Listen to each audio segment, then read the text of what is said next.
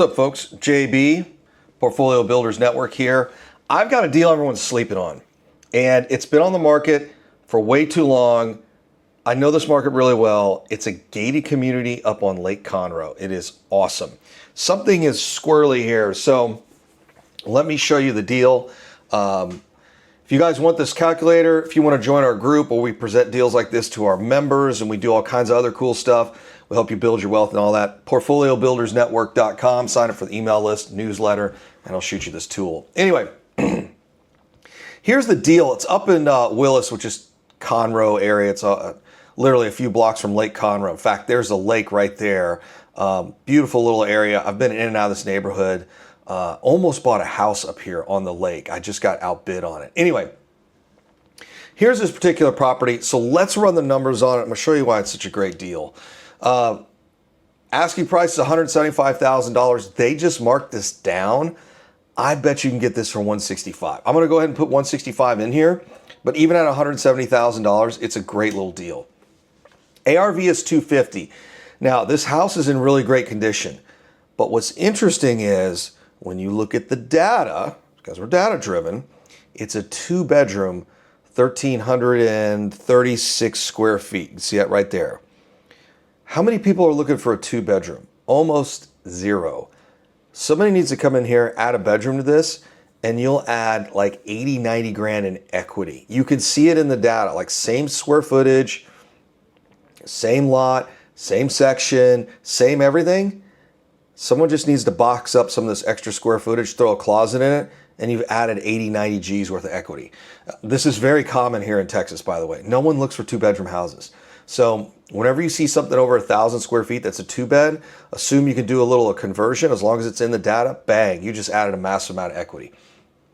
1,336 square feet, market lease about $2,000. Property taxes $4,500. Insurance $1,670. HOA is about $1,350 a month. All right, let's go to our little estimator here. What do we always do, guys? Where do we start when we're trying to figure out a rehab budget? In the kitchen, right? Always start in the kitchen. Look at this property. It's beautiful. All right, let's get in the kitchen. What do we see here in the kitchen? It's a beautiful kitchen. I can tell you whenever I look at the kitchen, it just about tells me what the rest of the house looks like. You spend all your money on kitchens and baths. Kitchen looks good. Only thing I change on this kitchen, the only thing, is I would put in some countertops and a backsplash. Oh, I have flooring on here. We're not going to need flooring. That's the only thing I would do. Let me show you what I got budgeted here. Let's look at the pictures and I'll show you what I got budgeted. It's a beautiful little house. Look at this little guy. I wouldn't change the appliances. And let me explain to you why I changed the countertops. I would put a hard surface quartz countertop on here. Any other man-made countertop is fine. If you can get granite cheaper, do that. But quartz is usually pretty cheap. The reason I would do that is that goes in as a capital expenditure and not a maintenance item in the future. So you're going to have to replace these at some point as a rental property. Someone's going to put a hot pot on that laminate, let water sit on it. Something's going to happen. It's just cheaper to do it now, and from a tax standpoint, it makes more sense. I'm not a CPA, tax advisor, lawyer, all that stuff. Talk to a professional about that. But I would go ahead and put hard surface countertops in here. In any case, cute little house. Look at it. It doesn't even need paint, although pictures can be a little deceiving on the paint. I mean, it looks good. It looks real good. I'd replace this mirror. You can see that. I don't like it when the mirror starts to do that. But this is a great looking little property. Oh, need a little fence repair there. That's it. Beautiful little property. So here's what I do. Clean demo. There's got to be some sheetrock repair. I budget for interior and exterior paint, even though this thing is mostly brick. I just put it in there because it's like the fence, right? Do you put in 7 linear feet of fence? No, I just throw it in this budget, right? I wouldn't do the flooring. Doesn't need flooring, looks good. Gonna need some countertops and backsplash. And then down here, I added some additional framing and insulation, about $2,000. So for about $9 a foot, I think we can add a closet in here, get some touch-up paint done, put the countertops in. If you can't, I'm not $9,000, sorry. With the contingency in, it's $12,000, $9 a foot.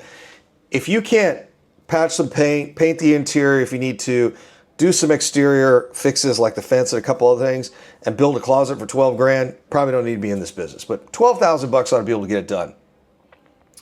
Let's take a look at our analysis here. You're going to be, again, this thing is worth, does it, 250 once it's all, yeah. Make an offer at 165, worth 250. Rents 2,000 bucks a month. By the way, this is a very, very, very nice neighborhood. Very nice neighborhood. And like I said, gated community. It's a pretty cool little spot. You're going to be out of pocket if you're doing 80% loan to value loan, no money. You're going to have $0 out of pocket. In fact, why don't we do this? Let's assume you could only get $5,000 off. You're at 170 G's. You're $3,000 out of pocket. Your annual cash flow is 500 bucks. That cash flow between you and I, it's not great. But let's look at the rest of the deal. What's the rest of the deal say? You've got $68,000 in equity. Cash flow is not great. If interest rates drop, well, interest rates will drop. That is absolutely going to happen at some point. Rates are going to drop at some point. You can refi. But rents are also going to go up. This is one of the fastest growing markets in the state of Texas right now. Houston is growing up 45 and down 59 out of the Houston market. This is absolutely going to be worth a ton more in the future. You're going to pick up $5,300 in depreciation. Your cash on cash return is 17%. That's not bad. Not bad at all. Your captured equity, 2,200%. Cash flow, 18,000 bucks. Captured equity, again, this is owning the asset for over 5 years. You're going to do rent increases. Of course, your cost of ownership is going to go up, but that's calculated in here. Your captured equity is going to be $157,000. We're assuming 7% a year appreciation. Texas real estate doubles about every 5 to 7 years. That's a total return of 58%, 5,800%, and about 1,000% a year. This is pretty much a no-brainer. If you want this tool, you guys want to do some deals like this, I find stuff like this every day. If you want to be a part of our group where we present these to y'all, it's portfoliobuildersclub.com. I don't know why I was saying net. Portfolio Builders Network. I used to own a Portfolio Builders Club, but portfoliobuildersnetwork.com, and we'll get you a bunch of these deals. Thanks for watching.